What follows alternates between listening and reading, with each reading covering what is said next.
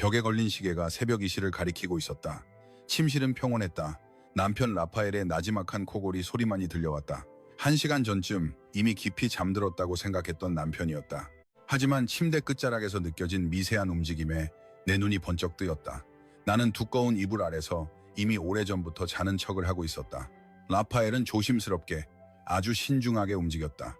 그는 침대에서 일어나 협탁 위에 있는 휴대폰을 집어들고는 우리 방 발코니로 향했다. 커튼 틈새로 비치는 달빛이 그의 건장한 실루엣을 비추었다. 한때 내가 죽도록 사랑했던 남자의 몸이었다. 평범한 직원이었던 그를 내가 직접 발탁해 내 회사 자회사 중 한 곳의 이사 자리에 앉혀주었던 남자였다. 나는 숨을 죽이고 귀를 기울였다. 심장이 쿵쿵 뛰기 시작했다. 사랑 때문이 아니었다. 내 이성을 서서히 태워버리는 분노와 아들의 날린 때문이었다. 응, 자기야. 그의 목소리는 속삭임이었지만 이미 경계태세를 갖춘 내 귀에는 날카롭게 박혔다. 응, 여자는 자고 있어. 돼지처럼 골아떨어졌어. 아무것도 모른단 말이지. 잠시 침묵이 흘렀다. 라파엘이 낮게 웃었다. 역겨운 웃음소리였다. 걱정 마, 클라리스. 다 됐어. 상가 건물의 토지 대장과 모회사 지분까지 지난달에 서류를 조작했어. 우리가 매수한 공증인이 아주 일을 잘하거든. 이제 법적으로 오로라의 자산 중 18%가 내 이름으로 되어 있어. 남편을 너무나도 믿는 멍청한 여자지. 나는 아랫입술을 피가 날 정도로 세게 깨물었다.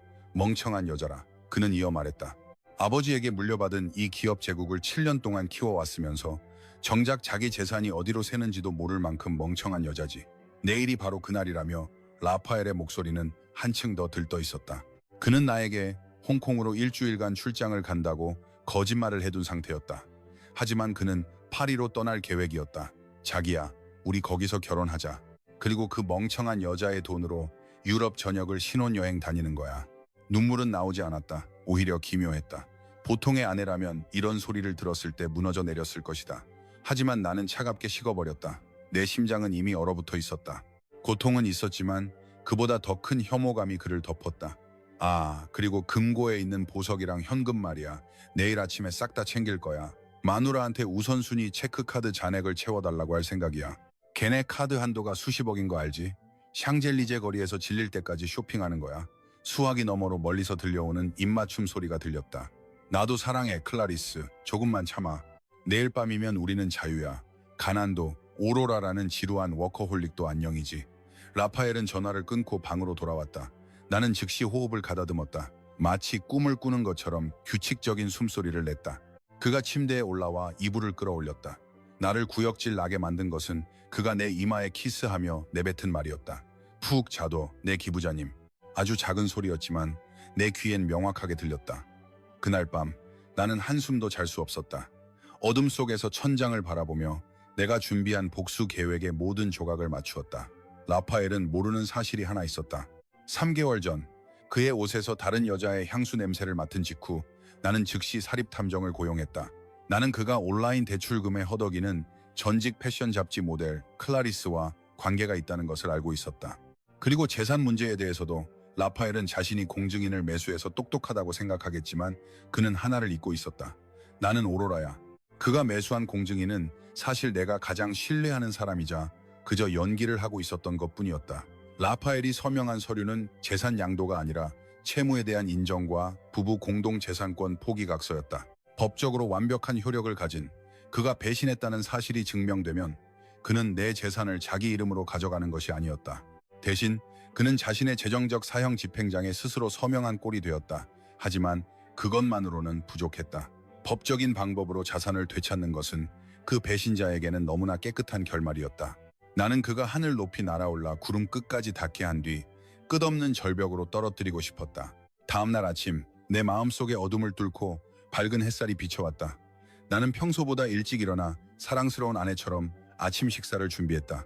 라파엘이 내려왔을 때 그가 가장 좋아하는 볶음밥이 식탁에 차려져 있었다. 그는 가식으로 가득 찬 표정을 지으며 앉았다.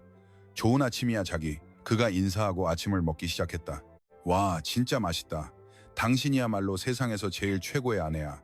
나는 그에게 커피를 따라주며 웃었다. 홍콩 출장 준비하느라 힘들 텐데 배불리 먹어야지. 라파엘은 잠시 사례가 들린 듯 하더니 어색하게 웃었다. 아, 맞아. 홍콩 프로젝트가 좀 커서 말이야. 연락이 잘 안 돼도 화내지 마. 이해해 여보.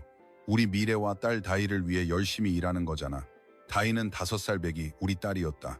다행히 아이는 아빠의 위선적인 얼굴을 보지 못했다. 갑자기 라파엘이 숟가락을 놓았다.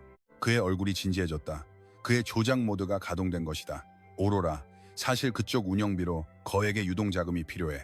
회사 카드는 어제 벤더 대금 결제 때문에 한도가 찼거든. 개인 체크카드로 이체해주거나 내 계좌에 4천만 원 정도 넣어줄 수 있을까? 4천만 원. 일주일 출장치고는 너무나 큰 금액이었다. 그는 도망치기 전에 내 재산을 싹 긁어가고 싶어 했다. 나는 그의 눈을 깊이 들여다보았다. 죄책감의 흔적은 없었다. 오로지 탐욕뿐이었다. 4천만 원? 숙박비치고 너무 큰 거 아니야? 거래처 접대비야, 자기야. 투자자들을 설득하려면 품위 유지가 필요해. 프로젝트만 따내면 이 돈은 10배로 돌아올 거야. 그는 내 손을 잡았다. 어젯밤 클라리스와 통화하던 바로 그 손이었다. 좋아. 나는 미소를 지으며 말했다. 정오에 이체해줄게. 준비나 잘해. 그의 입가에 승리의 미소가 번졌다. 고마워 여보. 정오가 지나고 라파엘이 움직이기 시작했다. 나는 내 서재 문틈으로 그를 지켜보았다. 그가 금고를 열었다. 내가 가짜 신뢰의 징표로 그에게 알려준 비밀번호였다. 그는 재빨리 미화 달러 다발, 어머니에게 물려받은 다이아몬드 목걸이, 롤렉스 시계, 그리고 몇 개의 골드바를 챙겼다. 그는 그것들을 작은 검은색 배낭에 넣고 다시 루이비통 로고가 박힌 큰 여행 가방에 집어넣었다. 그 위에 구찌와 아르마니 옷들을 덮어 평범한 옷가방처럼 보이게 만들었다. 완벽해. 그가 작게 읊조렸다. 오후가 되자 나는 정말로 4천만 원을 이체했다. 휴대폰 알림음이 울리자 그가 환호성을 질렀다. 돈 들어왔다. 역시 당신밖에 없어. 오로라. 조심히 다녀와. 나는 감정 없는 목소리로 말했다. 밤이 되자 라파엘은 샤워를 하고 준비를 마쳤다. 밤늦은 비행기라 10시에 공항으로 출발한다고 했다. 그는 떠나기 전 잠든 다이와 놀아주었다. 밤 9시 라파엘이 화장실로 들어갔다. 긴장할 때마다 하는 그의 습관이었다. 이것이 기회였다. 나는 심장이 터질 듯 뛰는 가슴을 안고 드레스룸으로 들어갔다. 그곳에는 내가 미리 준비해둔 루이비통 가방이 있었다. 모델, 색상, 손잡이의 작은 흠집까지 똑같이 복제한 가방이었다. 유일한 차이는 내용물이었다. 나는 라파엘의 진짜 가방을 열었다.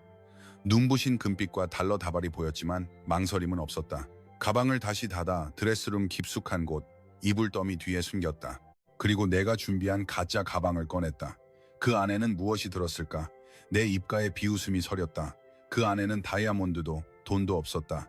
그곳엔 우리 집 가정부가 쓰던 낡고 더러운 청소용 걸레, 기름때 묻은 주방용 헝겊, 무게를 맞추기 위한 벽돌 몇 개, 그리고 오래된 신문지 뭉치들이 들어있었다.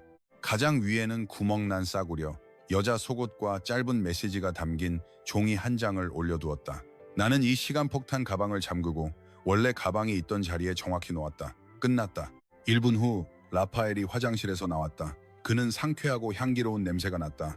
그는 가방을 쳐다보았지만 의심의 기색은 없었다. 이제 나갈게, 오로라. 그가 인사하며 가방을 끌었다. 일주일 지치고 짐이 꽤 무겁네. 선물 잊지 마. 나는 목구멍까지 차오르는 웃음을 참으며 말했다. 당연하지. 절대 잊지 못할 걸로 가져올게. 그는 중의적인 의미를 담아 대답했다. 그는 내 뺨에 키스했다. 유다의 키스였다. 그러고는 자신감에 차서 집을 나섰다. 그가 루이비통 가방을 끌고 나가는 모습은 마치 자신의 미래를 챙겨나가는 것 같아 보였다. 나는 현관에 서서 손을 흔들었다. 그가 탄 그랩 차량이 골목을 돌자 나는 활짝 웃음을 터뜨렸다. 조심해 여보. 파리에서 낡은 걸레들이랑 행복하길 바라. 나는 집으로 들어와 문을 잠그고 비싼 술을 한 잔 따랐다. 소파에 앉아 벽시계를 보았다. 공항까지는 1시간, 그리고 체크인과 출국 심사. 그들이 파리 호텔에 도착할 때까지는 가방을 열어보지 않을 것이다. 하지만 첫 번째 선물은 그보다 빨리 도착할 것이다. 휴대폰이 진동했다. 은행 앱에서 온 알림이었다. 당신의 배우자 계좌가 동결되었습니다. 아, 게임이 시작되었다. 그날 밤 인천국제공항 J터미널은 붐볐지만 라파엘에게 세상은 자신들의 것이었다. 그는 오만하게 택시에서 내려 자신의 미래가 담겼다고 믿는 루이비통 가방을 끌었다. 그의 머릿속에서 그 가방은 옷이 아닌 자유로 향하는 티켓이자 유럽에서 평생 놀고 먹을 수 있는 현금과 금괴, 다이아몬드가 가득 차 있었다. 그는 국제선 체크인 카운터로 향했다. 그곳 기둥 뒤에서 트렌치 코트에 선글라스, 붉은 베레모를 쓴 한 여자가 기다리고 있었다. 클라리스였다. 늦었잖아. 클라리스가 라파엘에게 다가오며 투정 부렸다. 그녀는 라파엘의 팔을 꽉 껴안았다. 주변 시선은 아랑곳하지 않았다. 지루해 죽는 줄 알았어. 비즈니스석은 준비됐어? 라파엘이 크게 웃으며 클라리스의 뺨에 입을 맞췄다. 당연하지. 모든 게 준비됐어. 이 가방 보이지? 라파엘이 가방을 툭툭 쳤다. 이게 우리 행복의 열쇠야. 가득 찼어. 클라리스의 눈이 선글라스 뒤에서 반짝였다. 진짜 다 가져온 거야? 그 멍청한 오로라가 의심 안 했어? 라파엘이 비웃었다. 아침까지 차려주고 내 손에 키스까지 하더라니까. 내가 자기를 위해 열심히 일하는 줄 알아. 불쌍한 여자지. 그들은 천박하게 웃었다. 체크인과 출국 심사가 끝나고 오로라가 아직 아무런 신고를 하지 않은 덕분에 그들은 라운지로 향했다. 라파엘은 샴페인을 주문했다. 세상의 꼭대기에 있는 기분이었다. 성공이라는 아드레날린에 취한 그는 샴페인을 들이켰다. 라파엘은 휴대폰을 꺼내 와치 앱에 있는 오로라의 사진을 보았다. 다이를 안고 웃고 있는 아내의 순수한 얼굴. 예전에는 그 얼굴이 평화를 주었지만 지금은 아내의 성공 그늘 아래서 살아야 했던 자신의 열등감만을 상기시켰다. 뭐해? 클라리스가 물었다. 이제 이 가식은 끝내야지. 라파엘이 말했다. 내일까지 기다리고 싶지 않아. 지금 바로 알게 하고 싶어. 우리가 구름 위를 날아가는 동안 걔가 절망할 얼굴을 상상하면 짜릿하잖아. 클라리스도 사악하게 웃었다. 보내버려. 우리가 이겼다는 걸 알려주자고. 라파엘의 손가락이 화면 위에서 춤을 췄다. 그는 오로라의 멘탈을 박살내기 위해 오래전부터 설계한 메시지를 입력했다. 망설임 없이 전송 버튼을 눌렀다. 서울의 화려한 저택, 지금은 고요했다. 나는 불을 끄고 소파에 앉아 와인잔을 들고 있었다. 텔레비전 화면만 무음으로 켜져 내 얼굴을 비추고 있었다. 대리석 탁자 위에 있던 휴대폰이 진동했다. 화면을 확인했다. 남편의 이름이 떠 있었다. 시간이다. 나는 차분하게 휴대폰을 집어 잠금을 해제하고 메시지를 읽었다. 야, 멍청한 여자야. 이거 읽을 때쯤 난 떠나고 있어. 홍콩 안 가. 난 클라리스랑 파리로 가.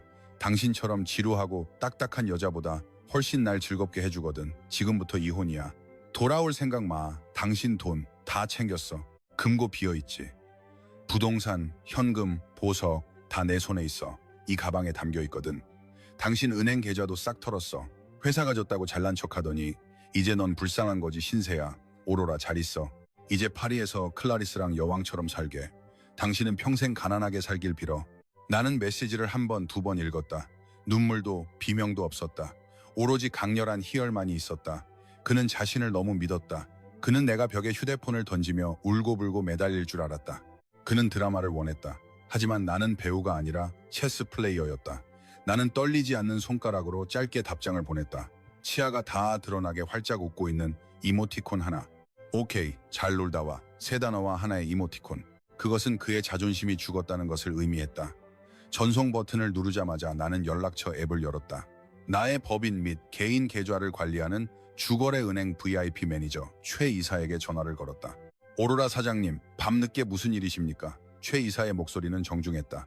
최 이사님, 긴급 보안 프로토콜 1단계를 즉시 활성화해 주세요. 나의 감정 없는 목소리에 그는 즉시 의미를 알아차렸다. 사장님, 확실하십니까? 라파엘 씨 명의로 된 모든 보조카드와 우선순위 체크카드, 그리고 모바일 뱅킹 접근권이 즉시 정지됩니다. 모든 자산은 완전히 동결됩니다. 지금 당장 하세요, 이사님. 그리고 그의 신용카드들을 도난 신고로 처리하세요. 해외에서 사용하려고 하면 기계가 카드를 삼키거나 보안팀이 제지할 겁니다. 알겠습니다, 사장님. 지금 바로 처리하겠습니다. 라파엘 씨의 모든 접근권은 파기되었습니다. 고마워요, 최 이사님. 좋은 밤 보내세요. 전화를 끊자 내 미소는 더 깊어졌다. 하늘 위에서 라파엘은 금융 시한폭탄을 들고 있었다. 다시 공항 라운지. 메시지를 확인한 라파엘의 미간이 찌푸려졌다. 왜 이런 식이지? 그가 중얼거렸다. 왜? 화 안 났어? 클라리스가 기대하며 물었다.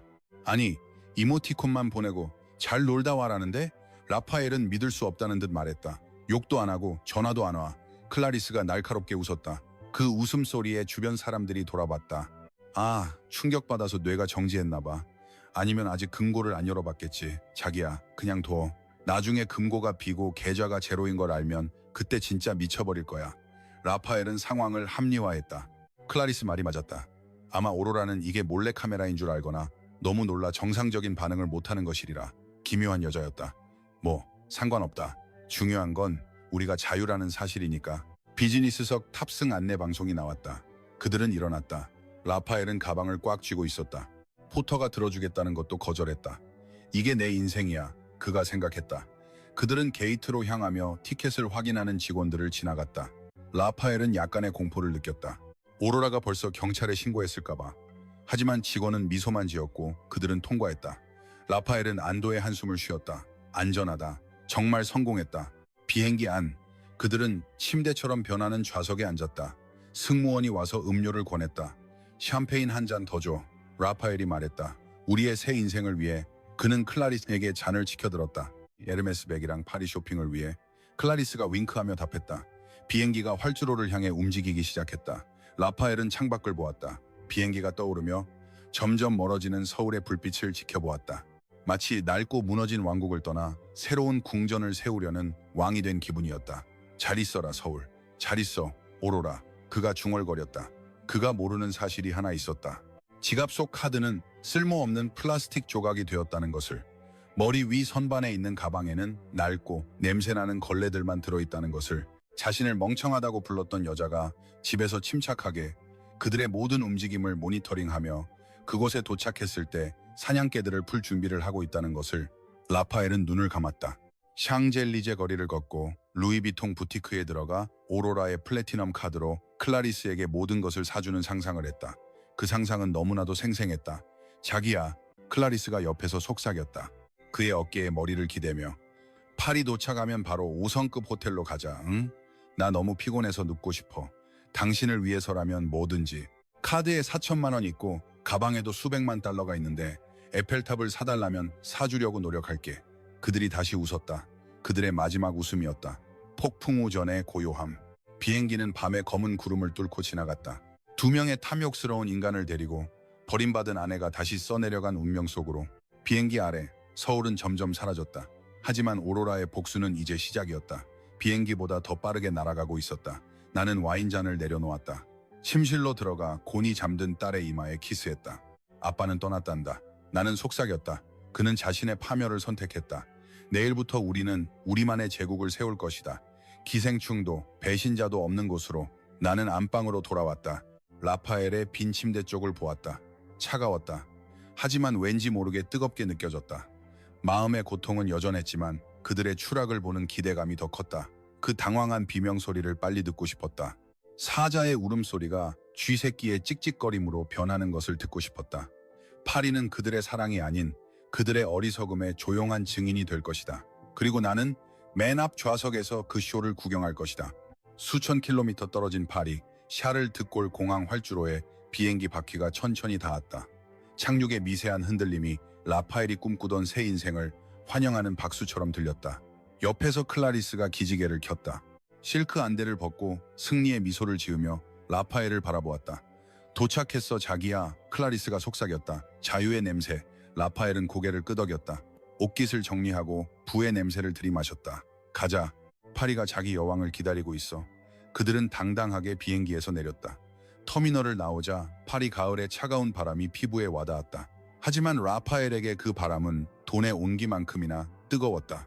입국 심사와 짐을 찾는 전 과정 동안 라파엘은 루이비통 가방의 손잡이를 놓지 않았다. 그는 포터와 직원의 도움을 거절했다. 가방을 자신의 심장인 것처럼 돌보았다. 아이러니하게도 그것이 바로 자신의 파멸을 담고 있었는데도. 바로 호텔로 갈까? 택시 줄에 서서 클라리스가 물었다. 당연하지. 튠르리 정원이 보이는 르셀리스 최고급 스위트룸을 예약해뒀어. 라파엘이 거만하게 답했다. 그리고 이 보물을 열 거야. 돈에 젖어서 살고 문 닫을 때까지 쇼핑하는 거야. 그들은 반짝이는 검은색 메르세데스 택시에 올라탔다. 시내를 달리는 내내 클라리스는 SNS에 스토리를 올리느라 바빴다. 오로라와 겹치는 친구들에게는 들키지 않게 설정하면서. 하지만 그녀는 오로라가 어디에나 눈을 두고 있다는 사실을 잊고 있었다. 라파엘은 멀리 보이는 에펠탑을 보며 웃었다. 세상을 정복한 기분이었다. 최고급 5성급 호텔에 도착하자 유니폼을 입은 벨보이가 문을 열어주었다. 로비의 거대한 크리스털 샹들리에가 대리석 바닥에 광택을 비추었다. 라파엘은 당당하게 리셉션 데스크로 향했다. 클라리스는 벨벳 소파에 앉아 소셜라이트처럼 보이기 위해 바쁜 척했다. 봉주르, 무엇을 도와드릴까요? 리셉션 직원이 프랑스 억양이 섞인 영어로 정중하게 인사했다. 라파엘 프라타마 이름으로 예약했어. 프레지덴셜 스위트. 라파엘이 여권을 탁자에 놓으며 거만하게 말했다. 직원이 컴퓨터를 잠시 두드렸다. 아, 프라타마 씨. 일주일치 보증금과 결제를 위해 신용카드를 빌려주시겠어요? 당연하지. 라파엘이 빛나는 검은색 우선순위 체크카드를 꺼냈다. 어제 오로라가 4천만 원을 이체했다고 믿는 그 카드였다. 그는 스타일 있게 카드를 건넸다. 직원이 기계에 카드를 넣었다. 잠시 침묵. B. 빨간불이 들어왔다. 직원의 미간이 찌푸려졌다. 다시 시도했다. B. 죄송합니다, 무시오. 카드가 거절되었습니다. 직원이 정중하게 말했지만 눈빛은 약간 달라졌다. 라파엘이 헛웃음을 지었다. 아, 말도 안 돼. 한도 없는 우선순위 카드야. 기계가 고장났거나 연결이 약한가 보지. 다시 해봐. 직원이 세 번째 시도했다. 결과는 같았다. 여전히 거절입니다. 카드 회수라고 떠 있습니다. 보안상의 이유로 카드를 보관해야 합니다. 혹시 다른 카드가 있으신가요? 라파엘의 얼굴에 식은땀이 흐르기 시작했다. 등 뒤로 차가운 땀이 흘렀다. 이건 분명 한국은행의 시스템 오류일 것이다. 빌어먹을 은행들. 그가 중얼거렸다. 이걸 써. 라파엘이 오로라의 본 계좌에서 나온 자신의 플래티넘 신용카드를 꺼냈다. B. 거절되었습니다. 라파엘이 세 번째 카드를 꺼냈다. 거절입니다. 라파엘 뒤로 줄이 길어졌다. 비싼 옷을 입은 다른 손님들이 그를 비웃는 듯 쳐다보기 시작했다. 마치 부자인 척하는 가난한 아시아인을 보는 듯한 시선이었다. 상황을 알아챈 클라리스가 즉시 다가왔다. 무슨 일이야 자기야? 왜 이렇게 오래 걸려? 창피하게 왜 이래? 그녀가 짜증 섞인 목소리로 속삭였다. 카드들이 다 오류야. 빌어먹을. 라파엘이 당황하며 답했다. 자기 카드 없어? 일단 그걸로 결제해. 가방 열면 현금으로 갚을게. 가방에 수백만 달러가 있어. 걱정 마, 클라리스. 찌푸린 클라리스가 자기 신용카드를 꺼냈다. 그녀가 조심스럽게 아껴두던 한도까지 딱 맞춰진 카드였다. 다행히 클라리스의 카드로 1박 보증금은 결제되었다. 1박만 합니다, 메시어. 직원이 물었다. 그래, 일단 1박이야. 내일 현금으로 나머지 낼 거야. 라파엘이 소리치며 방 열쇠를 낚아채고 클라리스의 손을 거칠게 잡아 끌었다. 그의 자존심은 박살이 나 있었다. 그들은 조용히 엘리베이터로 향했다. 클라리스의 분노가 차올랐다. 망신 다 줬어. 엘리베이터 문이 닫히자 클라리스가 말했다. 이사라더니 카드들이 다 거절이야? 오로라가 벌써 다 안 거 아니야? 불가능해. 라파엘이 빠르게 부정했다. 의심이 시작되었음에도 시스템 점검이거나 오로라가 카드를 잠시 막은 것뿐이야. 가방에 있는 현금과 금괴는 모를걸? 그게 그 카드들보다 훨씬 가치 있어. 최고급 스위트룸에 도착하자 라파엘은 에펠탑을 감상할 틈도 없었다. 그는 루이비통 가방을 킹사이즈 침대 위로 내던졌다. 확인해보자. 라파엘이 헐떡이며 말했다. 그는 클라리스를 보았다. 금괴와 돈을 보면 아까 화낸 거 후회할 거야. 클라리스가 팔짱을 꼈다. 좋아, 지금 바로 열어봐. 라파엘의 손이 떨리며 자물쇠 번호를 맞췄다. 클릭, 한쪽 잠금이 풀렸다. 클릭, 다른 쪽도 풀렸다. 라파엘의 심장이 뛰었다. 영혼을 달래줄 금빛을 상상하며 그는 극적인 동작으로 지퍼를 잡아당겨 가방을 크게 열었다. 아무것도 없었다. 그의 말이 목에 걸렸다. 눈이 튀어나올 듯 커졌다. 숨이 뒤섰다. 누군가 목을 조르는 듯했다. 정적, 방 안은 고요함으로 가득 찼다. 벽시계의 초침 소리만이 들렸다. 가방 안에는 녹색 달러 다발도, 금괴도, 다이아몬드 상자도 없었다. 오로지 낡고 더러운 옷뭉치뿐이었다. 클라리스가 다가왔다. 눈이 가늘어졌다. 이게 뭐야? 라파엘은 얼어붙었다. 떨리는 손으로 가방 안을 뒤졌다. 겨드랑이에 구멍난 낡은 더스터 청소용 겉옷을 꺼냈다. 그들의 가정부로나 아주머니의 낡은 옷이었다. 다른 천 조각을 꺼냈다. 기름과 마른 소스가 묻은 주방 헝겊이었다. 냄새가 시큼했다. 오래된 땀과 양념 냄새가 호텔의 향기로운 방 안에 즉시 퍼졌다. 더스터 더미 아래에는 낡은 신문지에 쌓인 벽돌 몇 개가 있었다. 그 무게가 그를 속게 만든 이유였다. 돈 어디 있어? 클라리스의 목소리가 높아졌다. 라파엘, 돈 어디 있냐고. 라파엘은 미친 사람처럼 가방 안을 뒤졌다. 낡은 옷들을 바닥에 던져버렸다. 신문지를 헤집었다. 잊지도 않은 비밀칸을 찾으려 했다. 아니야. 라파엘이 중얼거렸다. 얼굴은 시체처럼 창백했다. 내가 직접 넣었다고. 금괴도 돈도 내가 봤어. 그때 그의 눈에 무언가 들어왔다. 가방 밑바닥, 쓰레기 더미 밑에 향기 나는 분홍색 봉투가 있었다. 가방 안에 역겨운 내용물과는 너무나 대조적이었다. 라파엘이 떨리는 손으로 봉투를 열었다. 그 안에는 사진 한 장과 종이 한 장이 있었다. 사진은 오로라가 달러 다발과 다이아몬드 목걸이를 들고 밝게 웃고 있는 셀카였다. 가방에 있어야 할 그 물건들이었다. 종이에는 우아한 금색 잉크로 적혀 있었다. 안녕, 내 전 남편. 파리는 어때? 마음에 들어? 내 새로운 가을용 더스터 컬렉션도 마음에 들길 바라. 로나 아주머니가 쓰던 낡은 것들이야. 버리려다가 당신과 당신의 애처백에 더 잘 어울릴 것 같아서 챙겨줬어. 내가 모를 줄 알았어? 내가 멍청한 줄 알았어? 당신이 똥 싸는 동안 내가 가방을 바꿨어. 당신이 똥을 버릴 때 나도 내 인생의 똥인 당신을 버린 거야. 파리에서 한 푼도 없이 즐기길 바라. 당신 카드들은 다 죽었어. 당신 재산은 제로야. 아, 맞다 클라리스. 남자 복은 없어도 거지는 잘 돌보길 바라. 라파엘은 이제 EDSA 골목의 거지보다 못하거든. 외국에서 불황자로 사는 걸 즐기길. 사랑을 담아 당신 재산의 진짜 주인 오로라가. 종이가 라파엘의 손에서 떨어졌다. 무릎에 힘이 풀렸다. 그는 두꺼운 카펫 바닥으로 주저앉았다. 구멍난 더스터와 주방 헝겊에 둘러싸인 채 라파엘, 클라리스의 비명이 정적을 깼다. 그녀는 종이를 낚아채 읽고는 자신의 핸드백을 라파엘의 얼굴에 던졌다. 이 사기꾼 새끼야, 멍청한 놈, 넌 진짜 최악이야. 클라리스가 소리쳤다. 그녀는 라파엘을 가방으로 내리쳤다. 당신 부자라며, 다 가졌다며, 다 쓰레기였잖아. 지금 우리 파리에 있어. 라파엘, 파리에서 돈도 없다고. 내 카드는 오늘 하루 치밖에 안 돼. 내일 뭐 먹고 사냐? 어떻게 돌아가? 라파엘은 대답하지 않았다. 그저 벽돌 더미를 바라볼 뿐이었다. 그의 세상이 무너졌다. 호텔 천장이 자신을 덮치는 것 같았다. 그는 오늘 아침 오로라의 미소, 그녀의 손에 키스했던 기억, 볶음밥이 생각났다. 잘 놀다 와. 오로라의 메시지, 이제야 이해가 갔다. 그건 인사가 아니었다. 사형 선고였다. 창밖에는 에펠탑이 아름답게 빛나고 있었다. 그들은 마치 세상 꼭대기에서 지옥 가장 밑바닥으로 몇 분 만에 떨어진 듯했다. 열정과 사치로 가득 차야 할 파리의 첫날 밤은 심판 없는 격투장이 되어버렸다. 사기꾼 같은 짐승아, 클라리스가 소리쳤다. 2시간 동안 악을 쓰느라 목이 쉬어 있었다. 클라리스는 베개, 작은 꽃병, 룸서비스 메뉴판까지 소파에 처박힌 라파엘에게 던졌다. 오만했던 라파엘의 얼굴은 엉망이었다. 뺨에는 붉은 생채기가 있었다. 그들이 지갑을 뺏으려 싸울 때 클라리스의 손톱에 긁힌 자국이었다. 지갑에는 몇천 페소와 동전 몇 개만 남아있었다. 클라리스, 일단 진정해. 제대로 생각해보자. 라파엘이 손을 들며 변명했다. 욕한다고 가방 내용물이 바뀌지 않아. 냉정해지자고. 클라리스가 비웃었다. 분노의 눈물이 마스카라를 흘러내리게 하여 그녀는 마치 귀신 같았다. 날 외국까지 끌고 와서 에르메스 백 사준다. 유럽 일주한다며. 근데 쓰레기만 가져왔어? 라파엘, 나 너 믿고 전 남친까지 버렸어. 넌 네 아내를 등쳐먹고 성공한 줄 알았는데 사실 네가 제일 멍청한 놈이었어. 그 말들은 라파엘의 마음에 박혔다. 가장 멍청한 놈, 가장 멍청한 놈. 오로라가 가방을 건네주며 웃던 모습이 계속 떠올랐다. 그는 얼마나 멍청했는가, 얼마나 안일했는가. 오로라가 아무것도 모르는 단순한 안주인이라고 생각했던 자신. 오로라는 사업가였다.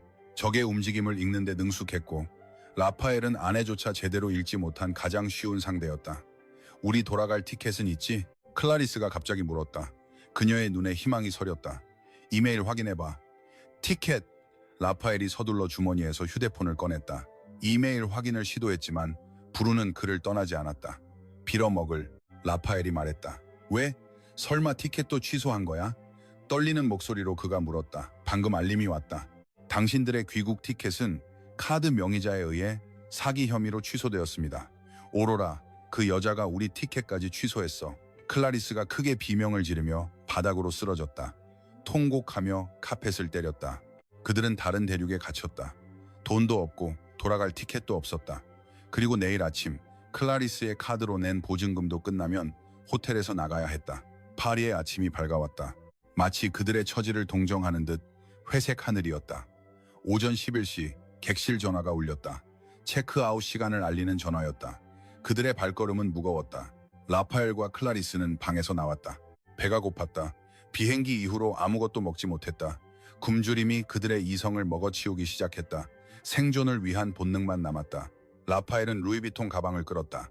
그는 이미 내용물을 버렸다. 벽돌과 헝겊은 호텔 욕실 쓰레기통에 버렸다. 이제 가방은 비어 있었다. 그의 존엄성만큼이나 가벼웠다. 그는 그것을 들고 다녔다. 로비의 벼룩시장에서 팔 수 있을까 해서. 한때 친절했던 리셉션 직원의 표정은 이제 차가워져 있었다. 먼슈, 열쇠. 직원이 미소 없이 말했다. 서류 정리가 끝나고 그들은 회전문 밖으로 떠밀려 나왔다. 파리의 차가운 보도로 뼈를 파고드는 가을바람이 그들을 맞았다. 클라리스는 얇은 트렌치 코트를 꽉 껴안았다. 추위뿐만 아니라 공포 때문에 떨고 있었다. 이제 어떻게? 클라리스가 물었다. 배고파, 라파엘. 밥 먹고 싶어. 나도 배고파, 클라리스. 징징대지 마. 라파엘이 소리쳤다. 스트레스가 인내심을 깎아먹었다.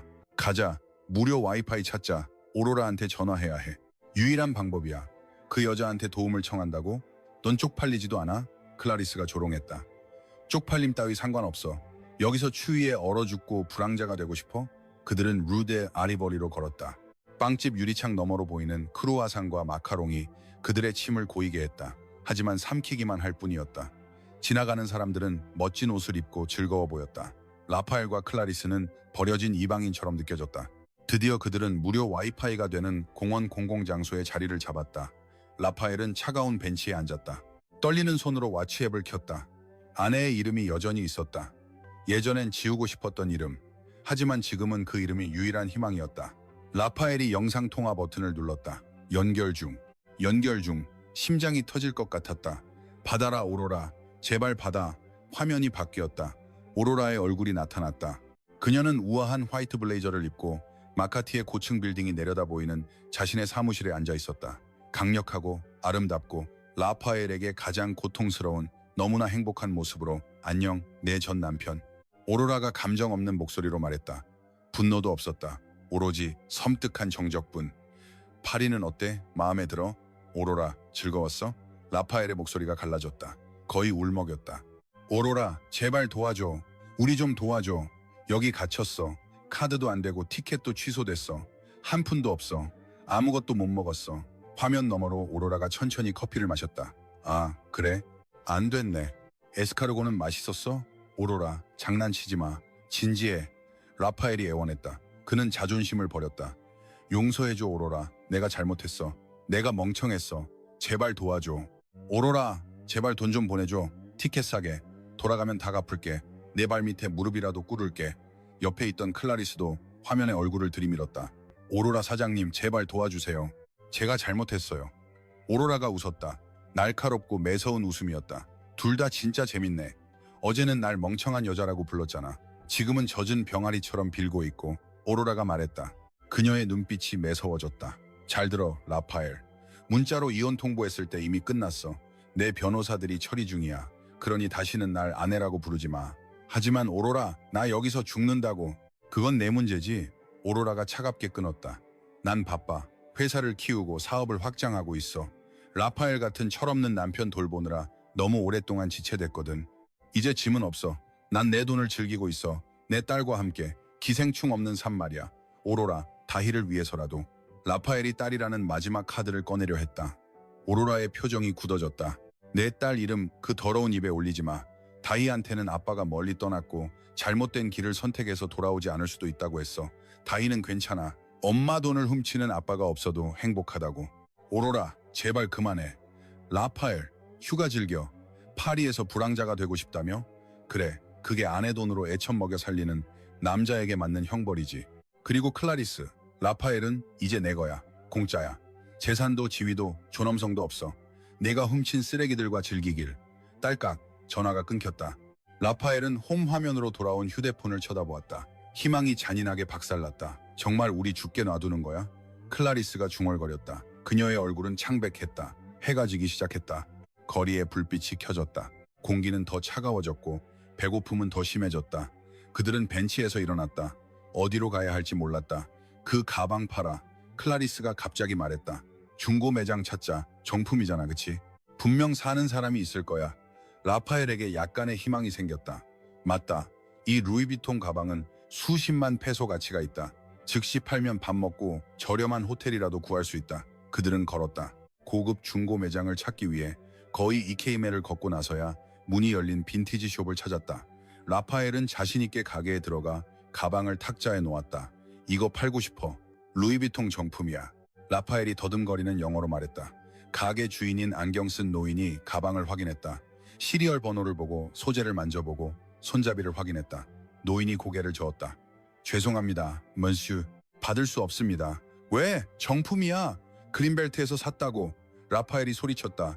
정품일 수 있습니다. 노인이 프랑스 억양으로 답했다. 하지만 손잡이가 망가졌고 바퀴는 막혔으며 바닥에 큰 흠집이 있군요. 상태가 너무 나쁩니다. 게다가 이건 유행 지난 모델이라 찾는 사람이 없습니다. 우린 쓰레기를 사지 않습니다. 쓰레기. 그 단어. 그들은 그날 밤 폭네프 다리 아래로 쫓겨났다. 2명의 한국인 원무는 필리핀인이지만 요구대로 한인으로 대체 이 등을 지고 앉아 있었다. 라파엘은 팔리지 않은 빈 루이비통 가방을 안고 있었다. 클라리스는 눈물이 말라 소리 없이 울고 있었다. 강 반대편에서는 빛나는 불빛을 뿜는 유람선이 지나가며 파티 소리가 들렸다. 사람들은 춤추고 맛있는 음식을 먹으며 웃고 있었다. 반면 라파엘과 클라리스, 이사와 모델은 세계에서 가장 비싼 도시의 공식 불황자가 되었다. 라파엘의 배에서 크게 꼬르륵 소리가 났다. 고요함을 깨뜨리는 소리였다. 너 때문에 짜증나, 라파엘. 클라리스가 차가운 공기 속에서 나지막이 속삭였다. 나도 내가 짜증나. 라파엘은 마음속으로 생각했다. 눈을 감았다. 나쁜 꿈이길 바랐지만 피부에 닿는 추위는 현실이었다. 2주가 흘렀다. 파리는 빛의 도시가 아니라 라파엘의 존엄성을 위한 차가운 무덤이 되었다. 겨울의 추위가 시작되었다. 그의 인격은 얼어붙었다. 클라리스가 떠났다. 3일 전이었다.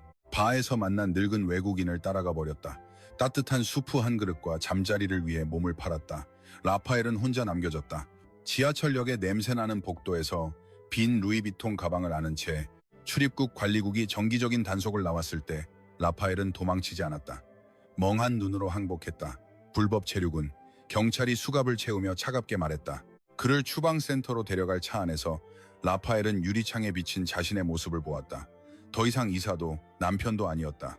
한국으로 보내져 더 가혹한 현실을 마주할 쓰레기 봉투일 뿐이었다. 대한항공 비행기가 인천공항에 착륙했다. 밖에는 비가 거세게 내리고 있었다. 하늘은 회색빛이고 슬펐다. 이코노미 클래스 맨 뒷좌석에 앉은 라파엘 프라타마의 미래도 그랬다. 2주 전 그는 라파엘 프라타마였다. 지금은 파리 사회복지 서비스에서 준 낡은 후드티를 입고 있었다. 얼굴은 말랐고 덥수룩한 수염이 났으며 눈은 생기가 없었다. 그의 몸에서는 시큼한 땀 냄새와 절망의 냄새가 났다. 바퀴가 활주로에 닿을 때 라파엘은 오로라에게 보냈던 잔인한 메시지가 생각났다. 가난한 여자, 그가 썼던 말. 지금은 그가 가난했다. 돈도, 존엄도, 도덕도 내려. 비행기가 멈추자 옆에 있던 경찰이 명령했다. 그는 비행기 밖으로 안내되었다. 공항을 빠져나가 서울의 뒷골목으로 사라지기를 희망했다. 하지만 오로라는 십수 앞을 내다보는 체스 마스터였다. 그녀는 카드만 막은 게 아니었다. 남편을 위한 정중한 마중까지 준비해두었다. 비행기에서 내리자마자 제복을 입은 경찰 4명이 기다리고 있었다. 그중 한 명은 붉은 폴더를 들고 있었다. 라파엘 프라타마 씨입니까? 경찰이 물었다. 라파엘이 가늘게 고개를 끄덕였다. 무릎이 떨렸다. 아린이 세약이 엄명 회사의 150억 횡령, 문서 위조, 보석 절도 혐의로 긴급 체포합니다. 이건 영장입니다. 라파엘은 저항할 수 없었다. 딸깍. 차가운 수갑이 손목에 채워졌다. 그 소리는 사형 선고보다 더 끔찍했다. 도착한 사람들은 그를 쳐다보았다. 수군거리고 영상을 찍기도 했다. 라파엘은 깊이 고개를 숙였다. 바닥이 갈라져 자신을 통째로 삼켜버리기를 바라며 3일 후 교정시설 방문 구역. 라파엘은 차가운 철제 의자에 앉아 있었다. 오렌지색 수의를 입고 있었다. 머리는 깎여 있었다. 10년은 더 늙어 보였다. 그는 긴장하며 기다렸다. 변호사가 누군가 면회를 왔다고 했다. 문이 열렸다. 익숙한 비싼 향수 냄새가 들어왔다. 예전에 그가 낭비했던 가정과 사치의 냄새, 오로라가 들어왔다. 그녀는 너무나 아름다웠다. 우아한 네이비 블루 드레스를 입고 있었다. 머리도 깔끔했고 화장도 옅었다. 쓰레기 가득한 가방이 아닌 진짜 에르메스 백을 들고 있었다. 오로라는 라파엘 앞에 앉았다. 유리 테이블이 그들을 갈라놓았다. 그녀의 얼굴에는 감정이 없었다. 폭풍 전의 호수처럼 고요했다. 오로라. 라파엘의 목소리가 갈라졌다. 참아왔던 울음이 터졌다. 오로라, 용서해줘. 오로라가 그를 쳐다보았다. 안녕, 라파엘. 여행은 어땠어? 샹젤리제 거리에서 쫓겨나서 돌아왔다며. 이사 출신 치고는 참 창피하네. 내가 잘못했어, 오로라. 잘못했어. 라파엘이 테이블에 무릎을 꿇었다. 오로라의 손을 잡으려 했다. 하지만 오로라는 역겹다는 듯 손을 뺐다. 제발 고소 취소해줘, 오로라. 감옥 가기 싫어. 뭐든 할게. 당신 비서든 운전사든 다희를 위해서라도. 오로라, 다희는 아빠가 필요해. 다희의 이름이 나오자 오로라의 눈이 날카로워졌다. 내 딸 이름 그 더러운 입에 올리지 마. 네가 내 재산을 훔쳐 애첩이랑 놀려고 했을 때, 아이의 미래를 훔치려 했을 때 이미 아빠로서의 자격은 버린 거야. 클라리스가 시켰어. 걔가 유혹했다고. 라파엘이 비겁하게 책임을 돌리려 했다. 오로라가 살짝 웃었다. 잔인한 미소였다. 언제나 남 탓이지. 라파엘 6개월 전부터 당신이랑 그 여자 관계 다 알고 있었어. 침묵하고 기회를 줬지. 정신 차리라고. 근데 당신은 뭘 했지? 내 재산까지 싹 털려고 했잖아. 공증인이 멍청한 줄 알았어? 내 서류 조작한 거 모를 줄 알았어? 라파엘의 눈이 커졌다. 그럼 그게 다 함정이었어? 그래. 오로라가 침착하게 답했다. 당신 체크카드에 넣은 돈은 해외 결제 시 자동 차단되게 설계된 가짜 펀드였어. 당신이 들고 간 부동산 서류도 법적 효력 없는 복사본일 뿐이지. 그리고 그 가방은 내 걸작이었어. 희망의 꼭대기에 있게 했다가 진실의 맨 밑으로 떨어뜨리는 기분을 느끼게 하고 싶었거든. 파리 호텔에서 가방을 열고 그 낡은 더스터를 봤을 때 그게 바로 내가 제일 즐거웠던 순간이야. 당신은 다이아몬드 같은 아내를 버리고 벽돌을 선택했지.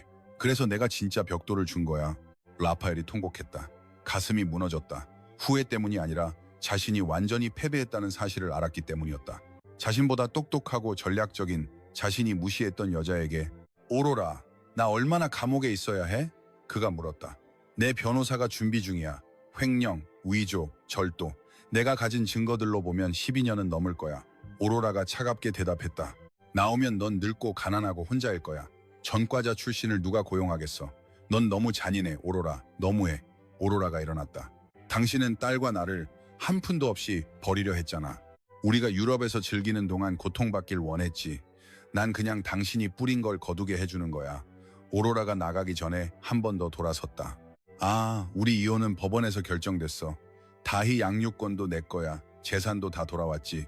작년 도박 빚으로 저당 잡혔던 부모님 집도 내가 샀어. 우리 부모님이 가엾어서 살게는 해줬지만 당신이 의지할 곳은 없어. 라파엘은 의자에서 떨어졌다. 차가운 바닥에 주저앉았다. 비명도 없는 울음. 모든 것을 잃었다. 그는 자신의 탐욕에 의해 산채로 가죽이 벗겨졌다. 잘 있어, 라파엘. 내 새로운 세상에서 즐기길. 오로라가 뒤도 돌아보지 않고 나갔다. 에필로그. 1년 후 마카티의 한 고층 빌딩 옥상 레스토랑은 웃음소리로 가득 찼다. 오로라가 중앙에 서 있었다. 와인잔을 들고 비즈니스 파트너들과 친구들에게 둘러싸여 있었다. 그들은 그녀의 회사가 글로벌 시장으로 확장된 것을 축하하고 있었다. 축하합니다, 오로라 사장님. 올해 달성한 업적들이 정말 대단합니다. 외국인 투자자가 칭찬했다. 감사합니다. 우리 팀의 노력과 마음의 평화 덕분이죠. 해로운 쓰레기를 버리고 나서야 얻은 결과입니다. 오로라가 의미심장한 미소를 지으며 답했다. 한쪽 구석에는 어느덧 6살이 된 다희가 유모와 행복하게 놀고 있었다. 아이는 영리하고 행복하게 자랐다. 아빠의 그늘과는 멀리 떨어져서 오로라가 발코니로 걸어나갔다. 도시의 불빛을 바라보았다. 자유로웠다. 너무나도 자유로웠다. 클라리스에 대한 마지막 뉴스가 떠올랐다. 그 여자는 이탈리아 국경에서 입국 관리 문제와 성매매 혐의로 체포되었다.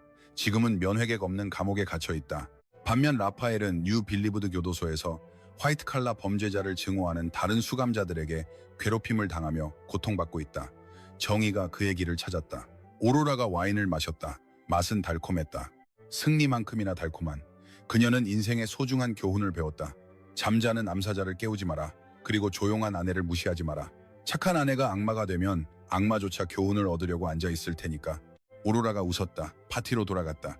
어두운 과거는 뒤로 하고 남편이 훔쳐가지 못한 다이아몬드보다 더 밝은 미래를 맞이했다. 5년 후 엘리도 팔라완의 사유지 빌라. 오후에 황금빛 햇살이 야자수 잎 사이로 천천히 쏟아졌다. 공기는 향기로웠다. 칼라 추치 꽃향기와 평화. 마닐라의 소음과 법정. 감옥의 기억과는 멀리 떨어져 오로라는 등나무 의자에 앉아 책을 들고 있었다. 그녀는 5년 전 남편을 초조하게 기다리던 그 오로라가 아니었다. 지금의 오로라는 더 젊어 보였고 피부는 건강했으며 얼굴에 걱정스러운 주름은 사라졌다. 엄마, 엄마, 이것 좀 봐. 즐거운 외침이 오로라의 생각을 깨뜨렸다. 이제 8살이 된 다이가 계단을 뛰어 올라왔다. 머리카락은 길고 얼굴은 밝았다. 작은 금빛 트로피를 들고 있었다. 피아노 콩쿠르에서 또 1등했어? 오로라가 물었다. 다이가 트로피를 건네주었다. 응. 심사위원들이 완벽하다고 했어. 아드리안 아저씨도 내 템포가 맞았대. 오로라가 활짝 웃으며 다희의 머리를 쓰다듬었다. 우리 딸 최고다. 엄마는 너무 자랑스러워. 다희가 언급한 아드리안이라는 이름에 오로라가 고개를 돌렸다. 하얀 리넨 셔츠를 입은 건장한 남자가 다가오고 있었다. 아드리안, 2년 전 자선 프로젝트에서 만난 유명한 조경 건축가였다. 그는 라파엘과는 완전히 달랐다. 아드리안은 오로라의 은행 계좌에 대해 단 한 번도 묻지 않았다. 비싼 물건을 요구하지도 않았다. 오히려 오로라에게 쉬라고 챙겨주는 사람이었다. 아드리안은 다이를 자신의 친자식처럼 사랑했다. 엄마를 조종하기 위한 수단이 아니라 축하해 공주님. 아드리안이 다이에게 딸기 젤라또를 건네며 인사했다. 감사해요 아드리안 아저씨. 다이는 아이스크림을 받고 그네로 달려갔다. 아드리안이 오로라 옆에 앉았다. 손을 잡았다. 아이가 참 잘 자라네요. 오로라, 당신이 해냈어요. 오로라는 다이를 바라보았다. 마음이 따뜻해졌다. 예전에는 다이가 파탄난 가정의 트라우마를 안고 자랄까봐 가장 두려웠다. 하지만 독을 제거한 것이 오히려 나무를 더 잘 자라게 한 것이었다. 예전에는 라파엘이 배신했을 때 내 행복이 다 무너진 줄 알았어. 오로라가 속삭였다. 알고 보니 그건 진정한 행복으로 가는 길을 닫기 위한 신의 방법이었더라고. 과거는 끝났어 오로라. 아드리안이 부드럽게 말했다. 라파엘은 자기 죄의 값을 치렀어. 당신은 정의를 찾았고 이제 당신의 성취를 거둘 시간이야. 오로라가 고개를 끄덕였다. 사실이었다. 마지막으로 들은 소식에 의하면 라파엘은 지난달 출소했다고 했다. 어디선가 일용직으로 일하며 좁은 월세방에서 살고 병들어 있다고 했다. 클라리스도 없고 재산도 존경도 없이.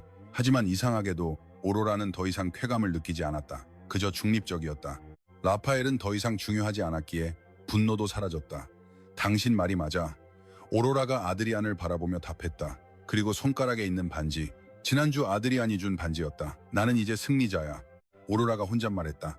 라파엘이 파멸해서가 아니라 오로라가 일어섰기 때문에. 딸을 잘 키웠고 사업을 키웠고 무엇보다 진실하고 건강한 사랑을 위해 마음을 다시 열었기 때문에. 해가 저물었다. 보랏빛 하늘을 남기고. 가자, 저녁 먹으러. 아드리안이 이끌었다.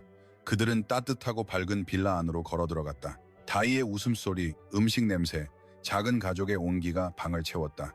밖은 어두울지 모르지만 오로라의 마음속에는 해가 이제 막 뜨고 있었고 예전보다 더 밝았다. 이렇게 오로라의 이야기가 끝납니다. 인내와 강인함, 그리고 진정한 평화로 이어지는 달콤한 복수의 이야기. 듣고 계신 여러분, 세상 어디에 있든 지금 무엇을 하고 계신가요? 퇴근길인가요? 집에서 쉬고 있나요? 아니면 커피 한 잔과 함께 생각에 잠겨 있나요? 여러분이 무엇을 느꼈는지 알고 싶습니다. 이야기 중 어느 부분이 가장 가슴에 남았나요? 나누고 싶은 교훈이 있나요? 댓글로 여러분의 생각을 공유해 주세요. 여러분 각자에게는 소중한 목소리와 이야기가 있고 저는 그것을 읽는 것이 기대됩니다. 이 오로라와의 여정이 마음에 드셨다면 작은 부탁 하나만 드립니다. 좋아요 버튼을 누르고 채널을 구독해 주세요. 이 행동이 우리 모두에게 영감을 주고 교훈을 줄 더 많은 이야기를 만드는 데 큰 도움이 됩니다. 제 마음을 담아 여러분의 시간과 경청에 진심으로 감사합니다. 다음 이야기에서 다시 만나요.